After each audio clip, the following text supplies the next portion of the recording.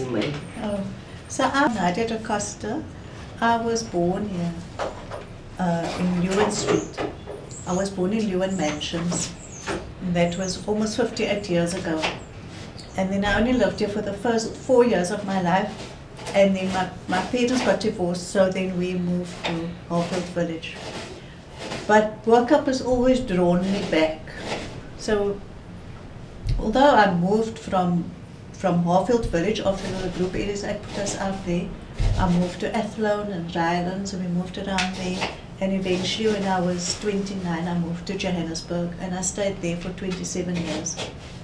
But with my family, we always tried, when we came back to Cape Town for a holiday, we'd always try to find a place in Bo-Kaap, because I wanted my children to experience that little bit that I could remember as a child. I wanted them to experience it, to hear the adhan, to hear the little gates opening in the morning. People are going off to the masjid in the morning for Fajr. It's something that we never experienced in Johannesburg. And my children love Bo-Kaap just as much. They also like coming to this area. And then when we came back finally after 27 years of being there, we stayed next door for 5 months, and then we once again experienced. But Bo-Kaap is really about the people. It's about the people. It's about the interaction with the neighbors and the people. And in Ramadan, how you see the little children taking plates to their neighbors and all that. And that's a culture that you don't see anywhere else, but you still see it here. Auntie Zakeya? Well, I can speak only for myself. I made, never mind where you come from, when you settle in Bo-Kaap, you make the most of it. I've seen children walking around doing mischief, and I used to approach them and say, why not in school, this and this and that, until I got to the root of it. There was an open field opposite where I stayed, and I went to investigate to who does that property belong, because people were messing up the place. They were dumping their stuff on the property, and then I got hold of the owners of the property and I called them in to come clean up, make it decent, because we only ate the houses in this road. And they came, and I tell them I'm putting all my vegetables on that. I made a hole, a big hole on the property. And there were squashes growing, there was pumpkins growing, and I made a garden. I asked him, and he gave me permission to make a garden. And I used to supply people, one of my neighbors, I used to supply during the Ramadan, spinach. They can come knock on my door for a chili, 2 chilies. I will take them to the garden. I mean, that was a dump. And they gave me permission to make it a garden. And that's what it is today. So it doesn't matter, from a bad thing, you can turn it into a good thing. No matter what, where you come from, we all come from, some were privileged, some were not. But your daily life starts with you. It's what you're gonna make of it. Julie? But also every child is story valued in this community, because the adults look out for the children. It doesn't have to be your child. It can be anybody's child. You can And everybody's child is your child. Yes. They're If you getting up see him to doing mischief, you bring him away. Yes. It don't have to be your own child, it can be anybody's child, but it belongs to the community.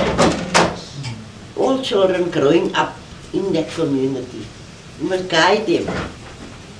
So Auntie Julie, how about that St. Paul's Church section that She you... can talk that because little she bit- lives longer than me here. That little bit of history about St. Paul's, because all of us went to Scotchcliff School and we ended up standard 4 And then standard 5 we would go to St. Paul's in order to speak English, to be transferred to the English high school, in other words. So all of us had 1 year or 2 years at St. Paul's, the Anglican church. And Julie and them's background was more sort of around the Anglican church, isn't it? Tell us about all that. You've got such a lekker story. Ek elke dag liewe hier. Jou everyday. Ek luister na jou stories. Elke dag na jou stories. Jy moet jou eie storie The time when I moved in here was in 1975. I had only 2 children. One was a year and one turned a year. The time when we moved in here, we didn't know anything of Islam. And as time goes on, my children learn, I myself and my husband learn.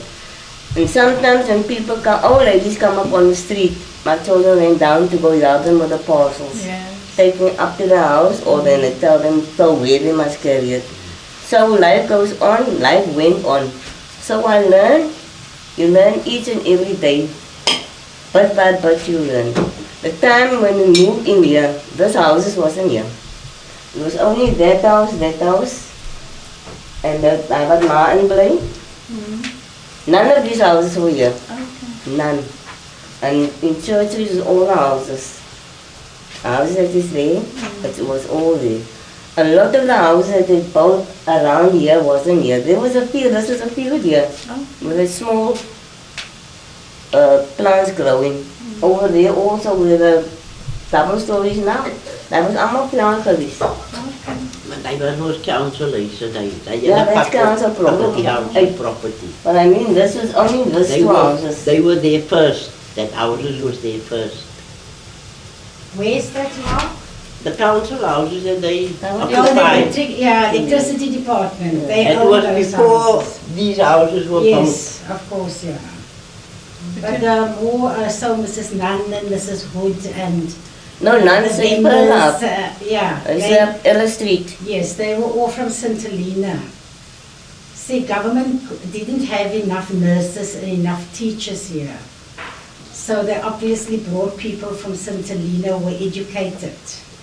And those people were putting a lot of value into the area by being a midwife, like Mrs. Alice.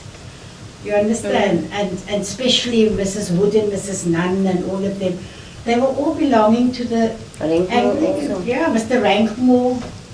And so the area had British, it had St. Helena people, it had a mix of colored, Indian, Malay, African, from different parts of the world. It was a very mixed pot of, people here. And especially I wanted you to touch on that because for us it was a value that was added to the area. That didn't just hear the adhan. We were living very high up, and for us, the sound pollution was different to now. It's a polluted sound now. But in that time, it was a village sound. And when you hear the boat come in, you hear this poop, into the harbor, and the Sunday church bells ring from a distance. It's very beautiful. And of course we had a few donkeys and horses in the Tanabaru. Even the sheep. Yeah. By Scarpian, they had all that was sheep and a well there at the top of Tanabaru. There was a lot of things there that was completely different, and hence the sound was different. But today, of course, we have buildings going up and things have changed so much. But I'm thinking now it's interesting, Auntie Julie, that you said that your children would go and help somebody with their parcels. If you do that in another area, they're going to think that you're trying to steal their parcels. But here, somebody's helping you. St. Paul is standing now for 118, the church. Yes. I think 186 years. Yes, it's a lot of years already that they're still there. And the school is related from part of the church. And they have a guest house. because I used to take a lot of people there. The guest house. Yes, the St. Paul's guest house. I stole this guest house history. Yeah. No, it's really, that's why I say it's very important that one looks at what was value added in this area. That is now, a lot of people have packed up and left. And most, because they cannot afford to live here, or the old people can't keep up, or whatever, or they want to sell to give everyone their share. There's always a reason why people packed up and left. But as I say, it's... But why do people sell their houses there? Well, obviously, there are different situations, you know. You get the people who are older and they need to go and discard all their worldly things, so they sell up and they give to the children. And this is a very typical, the first thing that when you ask, why did you have to sell? Oh, I sold because, my children couldn't raise a bond. They're not that empowered and whatever, and we need to sell to be able to give everybody this share. And a lot of the cases that I've been interviewing and investigating over the years was all about that. It was about not being able to get that bond from the bank like normal citizens.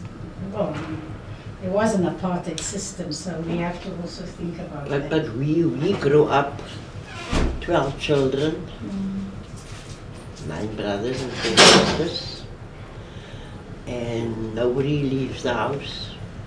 Whatever needs to be paid, all of us has to come to the party and see that it's paid.